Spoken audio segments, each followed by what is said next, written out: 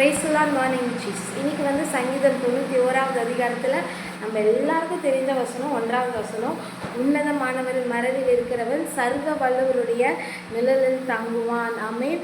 உன்னதமானவர் உயர்ந்தமான கர்த்தருடைய மறைவில் இருக்கிறவர் சர்வ வல்லவருடைய அவருடைய நிழல் நம்ம இருக்கிறோம்.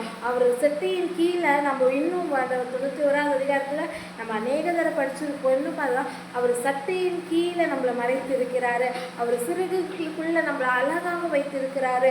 எவ்வளவு உலகத்தில் கொள்ளை நோய்கள் வந்தாலும் இல்லை எவ்வளவு பெரிய கஷ்டங்கள் வந்தாலும் நிறைய கொள்ளனைகள் நம்ம காதில் கேட்கப்பட்டாலோ எதுவும் நம்மளை அணுகாதபடி, பக்கத்தில் 1000 பேர் 10,000 பேர் விழுந்தாலும் நம்மளை எதுவும் அணுகாதபடி உன்னதமானவர் அவர்.